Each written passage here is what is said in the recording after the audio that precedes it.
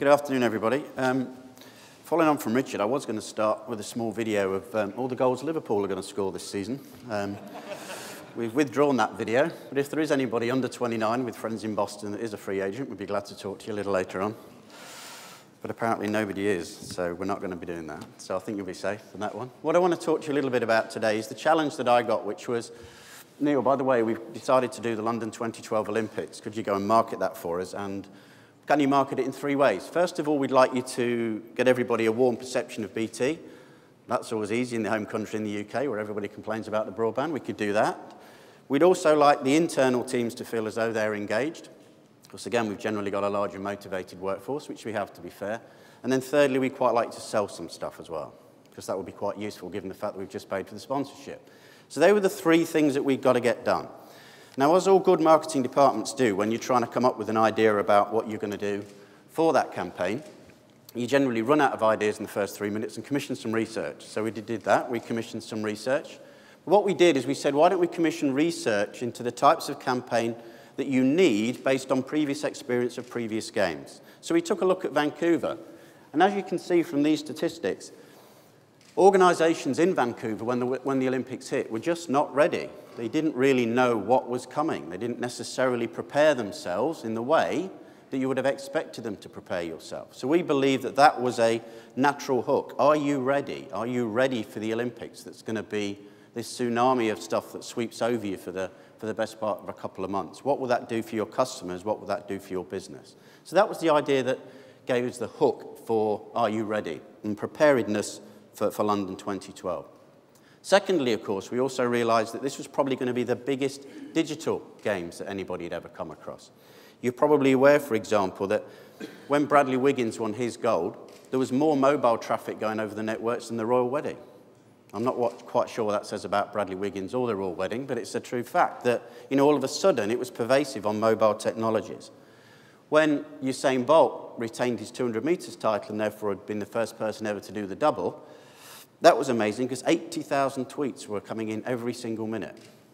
Only outdone, I would suggest, by the tweet that he said that after he'd gone to bed at 10:30, after he's winning his 200, he then sent another tweet at 1 o'clock in the morning showing a picture of himself with a gold medal and 4 members of the Danish women's handball team in his bedroom. So clearly a digital game that we should all be interested in, I would think. So that was really it, really. We needed to say, are you ready? And we needed to be digital. They were the two things that were really going to drive our campaign. So what did we do? Well, our brand extends pretty well in the UK, but we also thought it was worth hooking up with people like The Economist and finding out things that are, key in what The Economist felt about what was going to be happening in 2012. We ran direct marketing campaigns, all of the things that you would expect, London customer collateral for London 2012, because one of the other things that we're finding is that the Olympics, and probably more the Paralympics, is all about the story. It's about the story you tell, not about the technology, but the people that are involved in the games and how they use the technology. And a lot of B2B marketeers make the mistake of talking about the stuff and not about what the stuff enables it to happen. And obviously with London 2012, both the regular and the Summer Games rather than the Paralympics, this was even more important, to get underneath the story.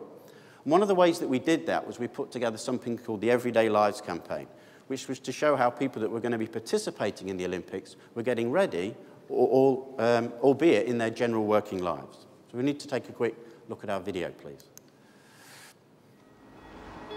My name's Anthony. I'm an estate agent, but I'm also a Coast Guard.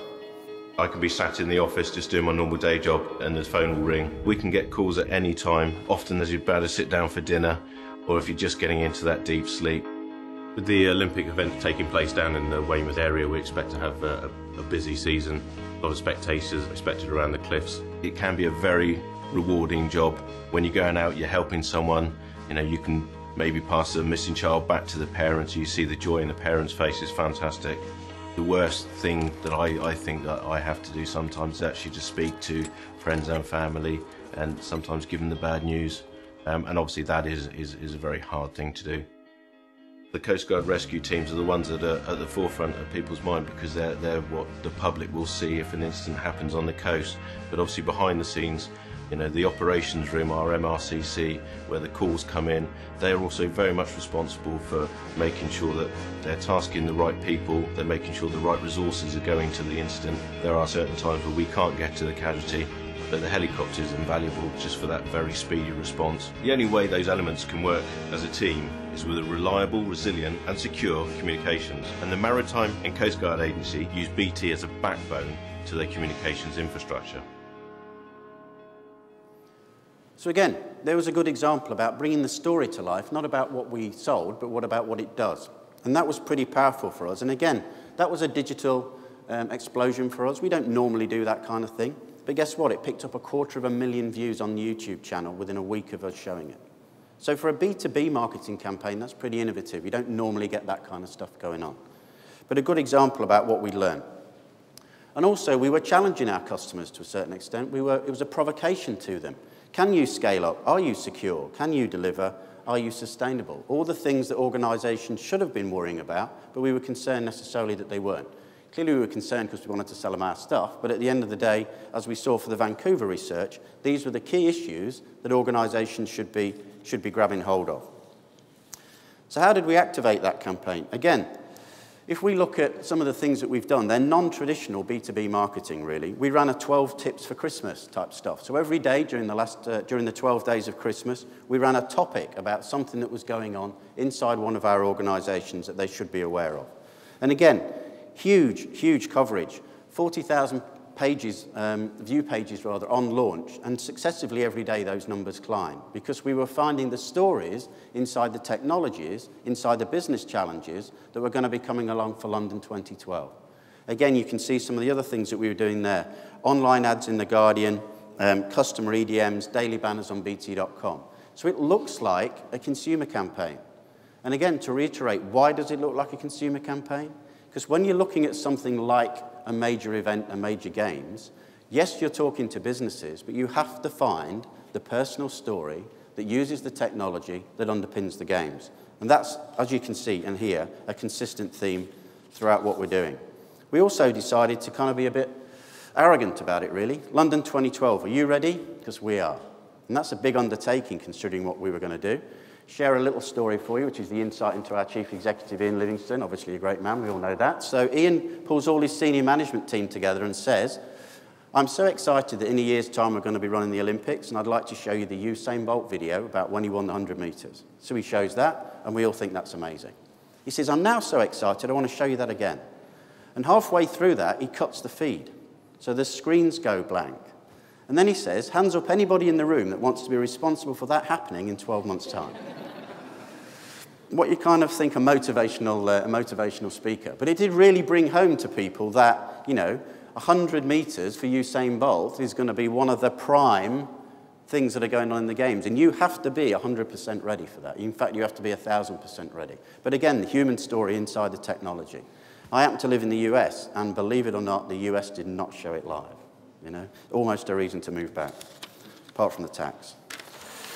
We also worked with a number of other organisations, so it wasn't just us. We worked with the Metropolitan Police, Transport for London, all of these people understanding, again, this human element inside the story, inside the technology.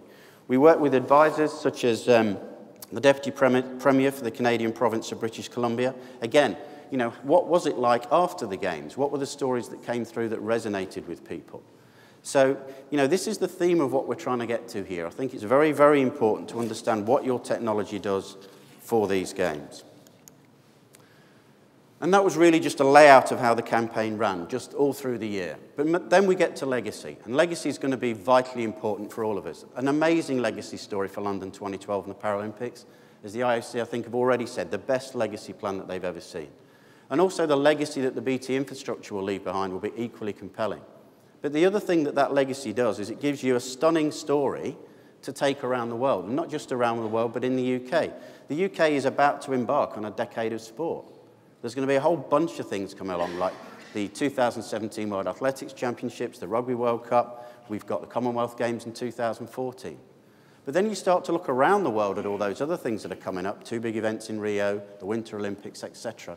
The legacy for BT is also, what did we learn by putting on the greatest show on earth? What can we now take to all these other organisations and show them about what we did. And so, yes, I got some warm and friendly people inside the organisation, which is really good.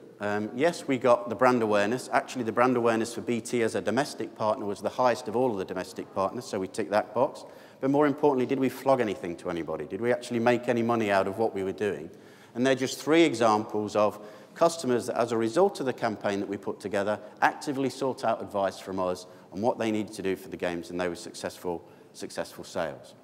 So that's it. Hopefully I'm within my 10 minutes. But just to say, thank you for the opportunity, because the thing that I learnt most in this campaign, and the 150 or so people that work for me around the world, it is about, as we said, whatever that subject matter is, if it is a games, if it is a large major event, find the human element in the story that the technology enables, and you'll get a campaign that works. Thank you very much. Thanks very much.